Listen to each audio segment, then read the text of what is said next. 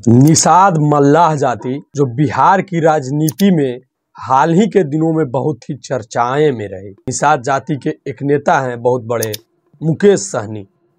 मुकेश सहनी भी अपनी एक पार्टी बनाए हैं और मुकेश सहनी को सन ऑफ मल्लाह कहा जाता है।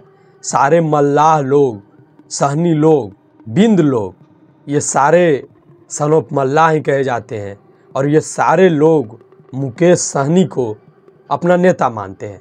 मुकेश सहनी ने चुनाव भी लड़ा 2025 के इलेक्शन में, उनको कुछ ज़्यादा हक नहीं मिल पाया। सहनी समाज, मल्लाह समाज अभी स्ट्रगल कर रहा है राजनीति में, लेकिन मल्लाह समाज, सहनी समाज का, निषाद समाज का बिहार की राजनीति में अच्छा खासा पकड़ है। उनकी पार्टी है वीआईपी पार्टी। उनके जो नेता हैं पार्टी के मुकेश सहनी, उनको सन ऑफ मल्लाह कहा जाता है, मतलब निषादों का जो नेता माना जाता है मुकेश सहनी को। निषादों का इतिहास बहुत ही पुराना है। निषाद जाति के कुछ इतिहासों के बारे में इस वीडियो में वर्णन करेंगे और निषादों का कैसे अंग्रेज़ों को उन्होंने खदेड़ा था भारत से, कैसे उनका राम से कनेक्शन है। बहुत ही बड़ा इतिहास है निषादों का। निषादों के देवता निषाद राज के बारे में भी बहुत बड़ी कहानियां हैं। इन सारी चीज़ों को बताएंगे। निषाद का हिस्ट्री जानने से पहले मेरा नमस्कार स्वीकार कीजिए। मैं नीरज वशिष्ठ और द वशिष्ठ व्यू में आपका स्वागत है। निषाद जाति और निषाद जाति के नेता मुकेश सहनी के बारे में आज के इस वीडियो में आपको बताएंगे। अगर वीडियो देखकर आपको अच्छा लगेगा तो आप हमारे चैनल को सब्सक्राइब जरूर कीजिएगा, ताकि आगे से सहनी समाज हो या बिहार का कोई भी न्यूज़ हो, अगर देखना हो तो आप हमारे चैनल को सब्सक्राइब कर लीजिएगा। चलिए वीडियो में आगे बढ़ते हैं। तो सबसे पहले निषादों के इतिहास से शुरुआत करेंगे। मल्लाहों के इतिहास के बारे में बताएंगे कि कैसे कैसे उन्होंने क्या किया, कैसे उनके राजा थे, कैसे उनके राज रजवाड़े थे। इन चीज़ों पर बात करेंगे। उनके बाद बात करेंगे सन ऑफ मल्लाह मुकेश सहनी के बारे में, मतलब पहले जातियों के बारे में, मतलब मल्लाह जाति के, मतलब जो मुकेश सहनी के पिता के समान जाति है, उनके बारे में पहले बात करेंगे। वैसे निषादों को सभी जातियों का पिता कहा जाता है। गूगल पर अगर आप जाकर सर्च करोगे कि सभी जातियों के पिता, तो निषाद आएगा, इस टाइप से आता है। निषादों को सभी जातियों का पिता गूगल मानती है। चलिए शुरुआत करते हैं निषादों के इतिहास से। निषाद जाति को एक बहुत ही प्राचीन शूद्र जाति माना जाता है, जो समुद्र, वनों, घाटियों और नदियों के तटों पर रहती है। निषाद पूरे भारत की बहुत ही प्राचीन जाति मानी जाती है। इस जाति का नाम महाग्रंथों में, मतलब हिंदुओं के जितनी सारी ग्रंथ है, सारे में निषादों के बारे में जरूर लिखा गया है। तो आप निषादों की पहचान और उनके जन्म के बारे में समझ सकते हैं कि निषाद जाति का उत्पत्ति कहाँ से हुआ था। उनका बात रामायण में है, उनका बात महाभारत में है। जहाँ पर भी ग्रंथ लिखे गए हैं वहाँ पर निषादों का नाम है। बताया ये जाता है कि रामायण में जब वनवास के दौरान भगवान राम ने गुह क्षेत्र में अपना पहला पड़ाव डाला था, तो वहाँ के राजा थे निषाद राज और निषादों ने उनकी मदद की थी। मतलब भगवान राम को वनवास के दौरान निषादों ने मतलब मदद की थी। निषाद राज निषादों के देवता माने जाते हैं। मतलब निषाद राज जो है वो मल्लाहों के देवता के रूप में उनको लोग पूजते हैं और निषाद राज भगवान राम के बहुत ही क्लोज फ्रेंड थे। मतलब बहुत ही गहरी मित्रता थी दोनों के बीच में। महाभारत में निषादों का कई बार उल्लेख है। ये तो रामायण की बात थी, महाभारत में भी निषादों का कई बार उल्लेख मिलता है। महाभारत के रचयिता महाश्री वेद व्यास भी एक निषाद थे। ऐसा माना जाता है कि जिन्होंने महाभारत का निर्माण किया था, गूगल के अनुसार महाश्री वेद व्यास भी एक निषाद थे, ऐसा गूगल का मानना है। एकलव्य और निषाद राज, ये दोनों निषाद जाति से ही थे। एकलव्य का नाम आपने कहीं ना कहीं जरूर सुना होगा।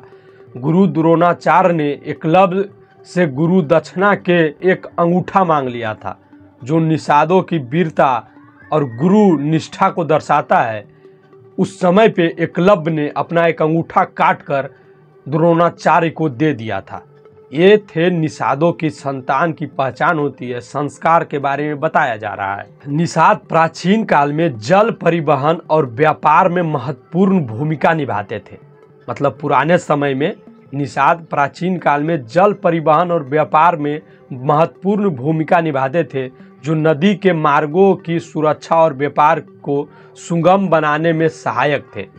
आज भी अगर आप बड़े बड़े व्यापारों के बारे में चर्चा करेंगे, जो इस देश से उस देश के बीच में व्यापार होता है, ज़्यादातर समुद्र के माध्यम से होता है।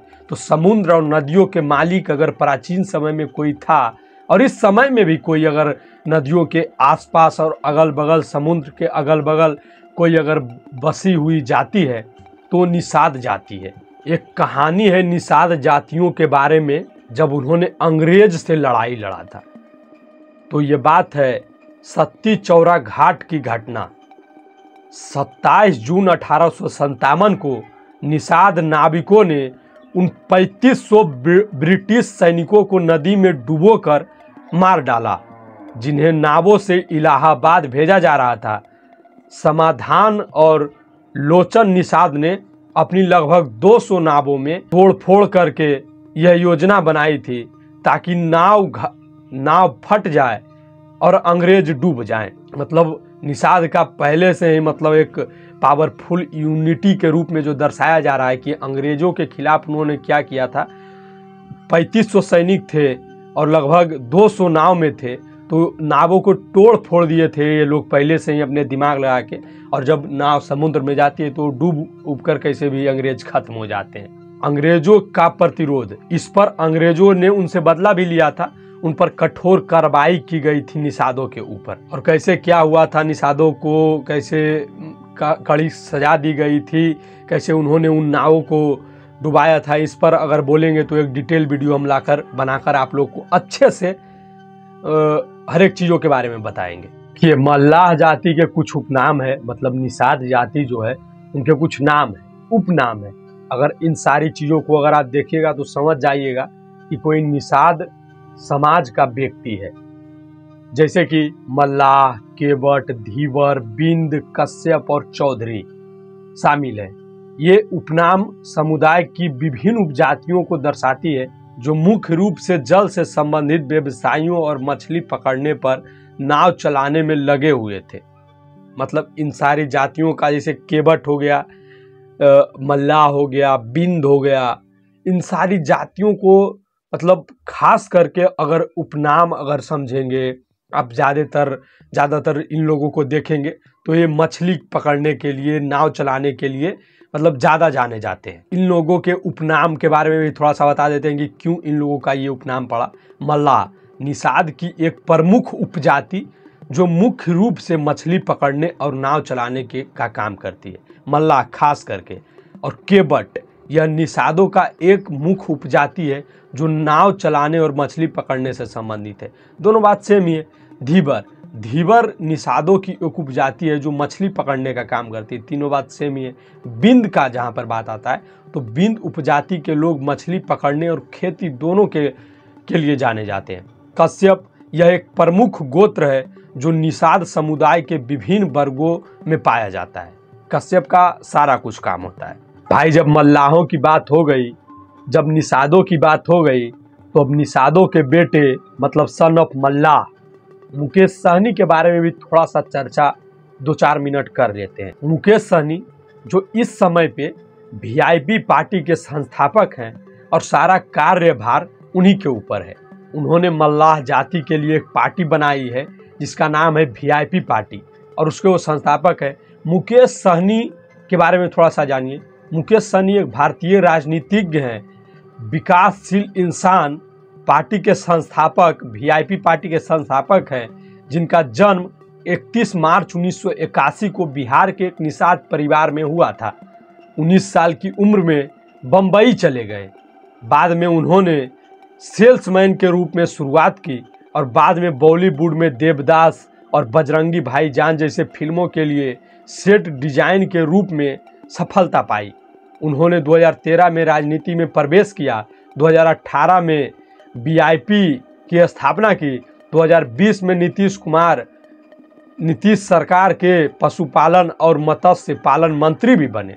वो जेडीयू में या बीजेपी में शायद शामिल हुए थे, उनको मंत्री भी बनाया गया था, पशुपालन और मत्स्य पालन मंत्री। खास करके उनकी जो जाति है मल्लाह जाति, उनको इस चीज़ों के लिए, इन चीज़ों के लिए रखा गया, मत्स्य पालन मंत्री बनाया गया उनको। लेकिन अभी उनका गठबंधन की अगर हम बात करें तो आरजेडी के साथ उनका गठबंधन है और दोनों पार्टी मिलकर साथ काम कर रही है। अगर इस बार महागठबंधन की जीत होती बिहार में तो निषादों के बेटे मतलब सन ऑफ मल्लाह जो है मुकेश सहनी, उनको हो सकता है कि उप मुख्यमंत्री भी बनाया जा सकता था, क्योंकि महागठबंधन के तरफ से ये ऐलान भी कर दिया गया था। लेकिन महागठबंधन की जीत ही नहीं हुई और son of Mallah VIP party का भी एक भी सीट नहीं जीते मुकेश सहनी, इसलिए मतलब उनको थोड़ा सा लो कर दिया गया है राजनीति में। लेकिन फिर से निषादों का साथ अगर मुकेश सहनी के साथ रहा तो कुछ भी हो सकता है, क्योंकि निषाद एक प्रभुत्व और प्रभावशाली समाज है। वो अपने आप में, आप लोगों ने उनके राज अंग्रेजों के बारे में सुना, जो उन्होंने अंग्रेजों को खदेड़ा था, उनके राजा थे निषाद राज। और अभी के टाइम पे जो मुकेश सहनी है, तो उनका जो दबदबा था उस समय से, प्राचीन काल से ही बना आ रहा है। बाकी निषादों और मुकेश सहनी के बारे में बस इतना हम बताने के लिए आए थे। आपको जानकर जैसा भी लगा हमें कमेंट कीजिएगा। अगर आप उस जाति से हैं तो जय निषाद राज जरूर कमेंट कीजिएगा। बाकी मुकेश सहनी एक बिहार के बहुत ही टॉप लीडर में उनका नाम आ चुका है, तो उनके बारे में आप क्या सोचते हैं ये भी कमेंट कीजिएगा। यह पूरा वीडियो देखने के लिए आपका दिल से धन्यवाद।